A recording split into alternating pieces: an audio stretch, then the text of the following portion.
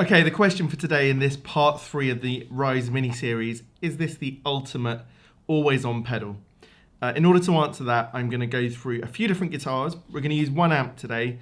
That's the classic Reverb Signature by 2Rock. But the aim is to use several different guitars and then pair this up with quite a few different pedals. See how everything reacts with each other.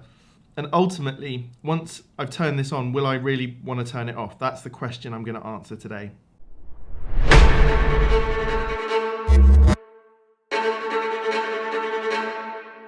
A couple of other things first I wanted to talk about. We're very close to the 2,500 sub giveaway. That should happen sometime this week, or should tick over the 2,500 subs. We're on 2,480 something.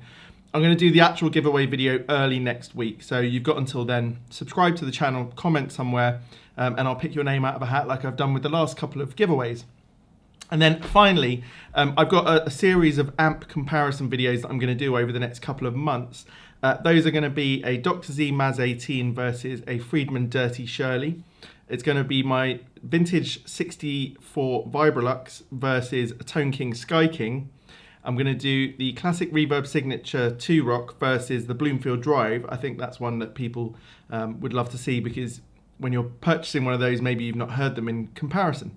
So if there's any of those three that you particularly want to see first, please let me know. They take quite a long time to make, and so that, it'll take a bit of time for me to get them out. So if you want to see one first, I'm going to start working on those later this week. So let me know down in the comments. And lastly, if you enjoy this video, please give it a thumbs up. Right, let's go down to the pedal board. I'll show you what I've got on the board today. We're going to stick to the same amp. That's the 2Rock Classic Reverb Signature, just so you have a good baseline of what it would sound like. And I'm going to use a few different guitars. I'll tell you what I'm using and why, and what scenario I'm sort of thinking of when I use the pedals. So let me go and set this back up.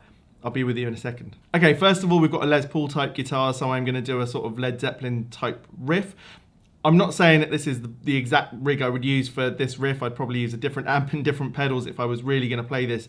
But I'm using it to show you how the pedal can help you to lift things and achieve things in conjunction with another pedal you might want to use. So in this case, I'm using a mini fuzz, silicon mini fuzz from Kingtone, and then we'll hit in the Rise and you'll see what that does to the tone.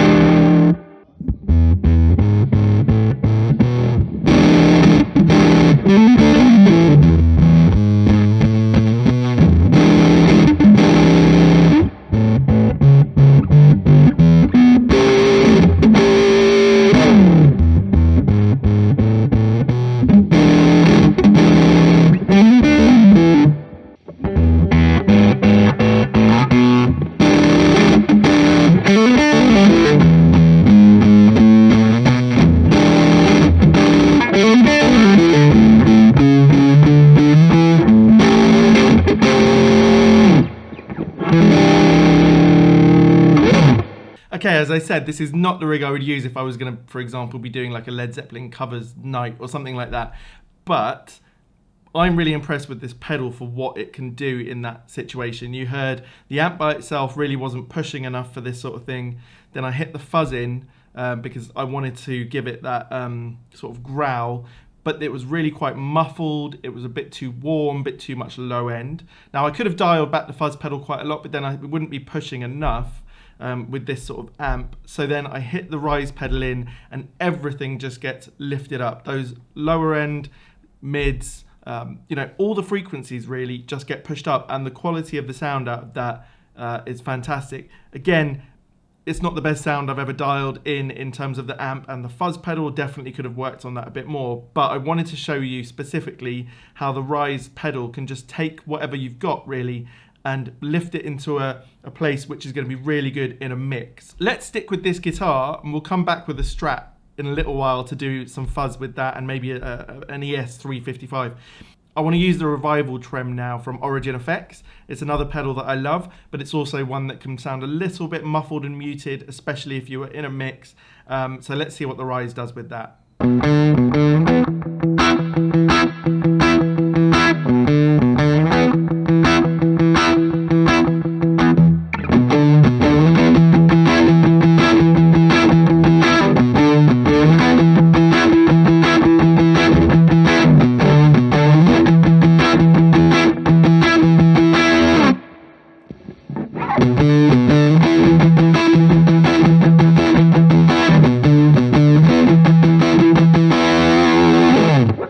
Okay, at this point when I was playing that bit of the demo, I thought I hadn't quite set the rise properly in order to lift everything the way I wanted to, and for the sound that I had in my head that I might use for a riff like this.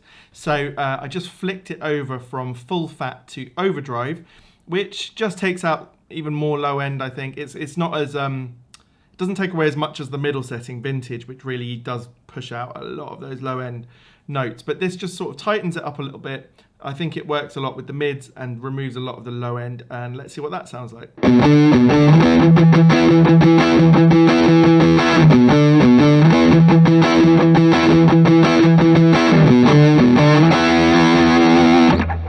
I think that worked pretty well for that. I just increased the tone as well, which you would have seen there, and it just tightened things up. Given the sort of amp this is, this isn't a Marshall type of amp in the slightest. This is a Dumble style, Fender style amp, and it's not really made for this sort of thing. So, I just wanted to see what it could do. I think it worked really well. If I was using my Dirty Shirley, for example, I probably wouldn't need any pedals to get that tone. But that's, you could have this amp on a night out with you and just need it for one track like this, and for the rest of your tracks you want this sort of amp. So it just goes to show that you can use these pedals to help you with that. Okay, next we're going to use my black ES355. And the reason I want to use this, it's a guitar I occasionally have problems with being semi-hollow and just being, the guitar that it is in itself. It has quite a lot of low end, and sometimes it sort of takes over a little bit. So I want to use that along with the Gladio, which is a pedal I've not used on the channel before. I know it's a really popular pedal. I've been meaning to get around to a video about it by itself, but let's use it here, dial in a good tone on the Gladio, and then see what the Rise does with that.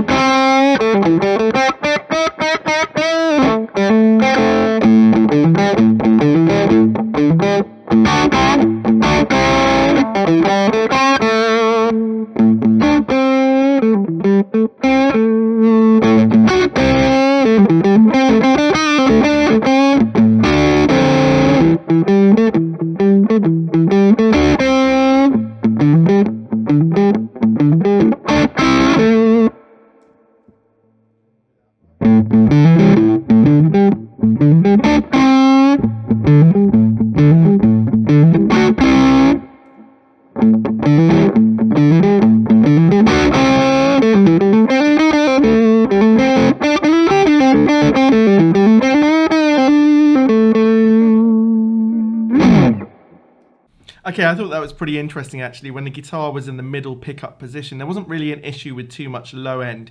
So the Rise was being used more as a boost, and it just gave it a bit more overdrive, that it was nearly on the fuzziest setting. So I thought that was a pretty cool tone. Then when I moved into the neck position, I could see the difference more. Without the Rise on, there was just too much low end with the Gladio.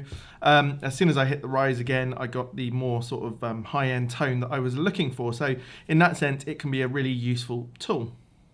Okay, now I'm going to go to one of my favorite sort of setups, which is an ES355 with the left-hand side of the Protein pedal, which is like a blues breaker, and the Hudson Broadcast AP. So I'm going to put those two together. I just love the way that sounds. And then we'll use the Rise just to see what sort of other tones we can get from that.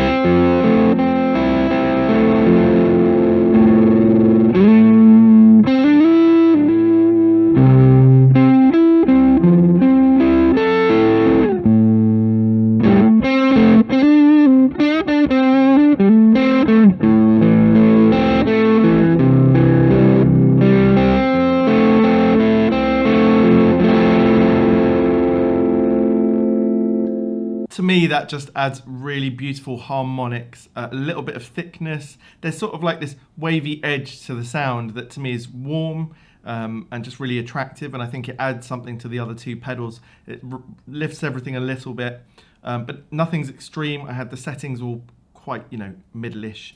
So that was on the full fat setting. Now I want to try it on the vintage. You'll see I'll change a few different settings. Let's see what happens.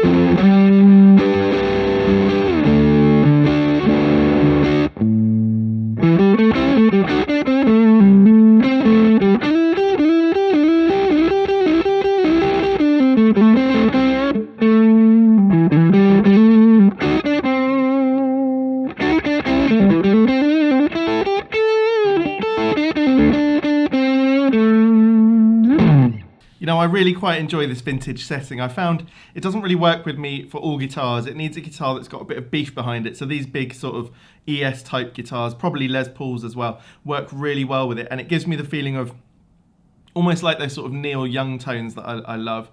I didn't exactly have that in this setting, but I've been playing around with it quite a lot. And it just takes out so much low end. And it feels like a really vintage sound. That's the best way to put it. And again, you have those harmonics. The sound seems to bloom. It's just a real lovely thing to have on your pedal board. It can just add a little bit of spice to everything, basically. Okay, so now we're going to go into the overdrive setting. Let's get it a tiny bit, maybe a little bit more fuzzy, a little bit more overdriven, and see what happens.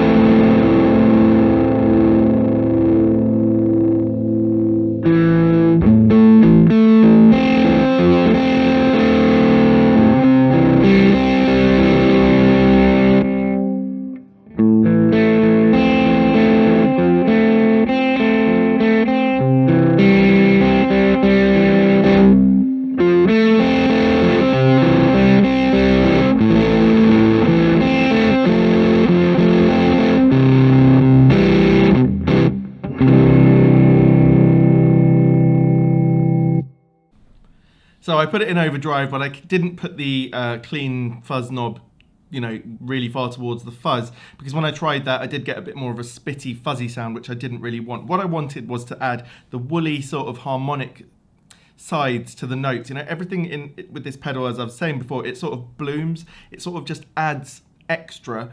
And whilst I was happy with the Protein and the AP before, now that I played with the Rise, I don't want to be without it, because it just adds quite a lot, really. The way it feels when you play it. In this overdrive setting, it's quite creamy. In the vintage setting, you get that slightly more brittle sound, but it still blooms. Each note sort of has a little mind of its own, and it sort of wanders about in a really musical way. So that's the best I can say about this pedal, really. It's a pedal that just, on your board, makes everything else sound even better than you thought it was already. So let's finish up this video with what this pedal is probably really meant for. That's a Strat. I always feel that with Kingtone pedals, that they're really great with Strats. Okay, so I'm going to use the Rise with each of the pedals on the board one by one, and then a couple of combinations at the end. We'll see how it sounds.